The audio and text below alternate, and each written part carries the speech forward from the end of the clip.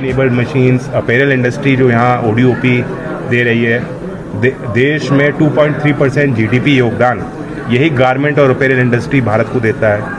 और विदेशी मुद्रा जो है हम सब के लिए ये इंडस्ट्री कमा रही है। 4.5-5 करोड़ लोगों को रोज़गार मिल रहा है। और ये भी अनुमान है कि 2029 के एक वर्ष में ही लगभग 80 लाख से ज़्यादा यहाँ नौकरियाँ मिल सकती हैं। तो जब 80 लाख नौकरियाँ पूरे देश में मिल रही हों तो उसमें बागपत पीछे नहीं रहना चाहिए। एक सेंटर ऑफ एक्सीलेंस यहाँ स्थापित किया गया है। मैं धन्यवाद देता हूँ स्किल काउंसिल को। पद्मश्री विजेता आज यहाँ आए हैं जिन्होंने तिरुपुर में यही इंडस्ट्री को स्थापित किया। जिस तिरुपुर में 1980 के दशक में 15 करोड़ का निर्यात था, जो तिरुपुर आज 45,000 करोड़ का निर्यात कर रहा है, इसी इंडस्ट्री के चलते क्या बागपत भी उसी मॉडल के तर्ज पे उस हिसाब से विकसित हो सकता है। इस क्लस्टर को आगे बढ़ाने के लिए, उत्तर प्रदेश के लिए नई संभावनाएं देने के लिए एक बड़ा निवेश आज बागपत में हुआ है। देखेंगे, पार्टी तय करेगी। केसी त्यागी के जो है, केसी त्यागी जी अनुभवी नेता हैं और कोई नए नहीं है। मैं ये भी जानता हूँ, क्षेत्र के लोग भी जानते हैं कि उन्होंने शुरुआत चौधरी चरण सिंह जी के मार्गदर्शन में करी। चौधरी अजीत सिंह जी के साथ काम किया, लंबा उनका राजनीतिक अनुभव है। और जब 22 तारीख को वो अगर निर्णय लेते हैं पार्टी में आने का तो उनका स्वागत है।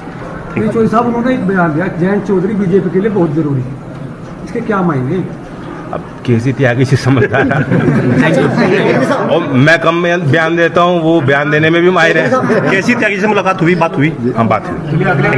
खेल के मंच पे, खेल के मानचित्र पे देश और विदेश में बड़ी उपलब्धि उस मलकपुर के गांवों के खिलाड़ियों ने हासिल की है। 3 अर्जुना अवार्डी हैं। रानी लक्ष्मीबाई अवार्ड विजेता अंशु तोमर भी वहाँ पहलवानी करती हैं। तो चाहे महिला हो चाहे पुरुष हो, वहाँ के मिट्टी में कुछ खास है। और वहाँ के पुरुषार्थ और मेहनत और काबिलियत के सम्मान में एक छोटा सा निवेश हम लोग वहाँ कर पाए। आज उसकी शुरुआत होगी, आधारशिला रखी जाएगी। और इसे यहाँ तक पहुँचाने में मुझे लगभग 10-11 साल लगे। एक विश्व प्रसिद्ध आर्किटेक्चर फर्म से हमने बातचीत की। सस्टेनेबल आर्किटेक्चर पे आधारित उन्होंने एक बड़ा ही इनोवेटिव डिज़ाइन किया है। यानी वो बिल्डिंग का जो प्रारूप है और जो आकार बनेगा, उसे देख के ही लोग मोहमाहित हो जाएंगे और आकर्षित होंगे क्योंकि यहाँ कुछ खास है। और पूरी तरह से खिलाड़ियों के लिए होगा। वहाँ खिलाड़ियों के लिए विश्राम की जगह भी हो और स्पोर्ट्स साइंस के लिए भी सेंटर एक वहाँ स्थापित हो पाए भविष्य में, क्योंकि पश्चिमी उत्तर प्रदेश में स्पोर्ट्स यूनिवर्सिटी एक बड़ा काम हो रहा है। और जब आईटेप भी वहाँ संचालित हो जाएगा तो जो कोचेज हैं, जो इकोसिस्टम है, उसमें विस्तार होगा। तो मैं ये देखता हूँ कि मलकपुर जैसी संस्था, छपरौली में जो मैंने सिंथेटिक रनिंग ट्रैक बनाया, बालेनी में जो एक निवेश मैं करने जा रहा हूँ खेल के लिए, ये सारे सेंटर्स स्पोर्ट्स यूनिवर्सिटी के तहत, एक्सटेंशन सेंटर्स के तहत उनको विकसित किया जाए ताकि स्पोर्ट्स यूनिवर्सिटी के छात्रों को भी वहाँ लाभ मिले, खिलाड़ियों को लाभ मिले। वहाँ जो कोचेस की जो प्रणाली है उससे यहाँ मलकपुर के बडिंग टैलेंट को भी एक मौका मिल पाए। तो ये समन्वय भी आगे आने वाले समय में बनेगा।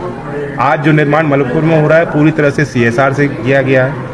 NHDC की तरफ से वो CSR अभी उपलब्ध कराया गया है और आगे भी उम्मीद है कि दानदाता आगे आएंगे क्षेत्र के लिए और निवेश करेंगे। यहाँ पे जो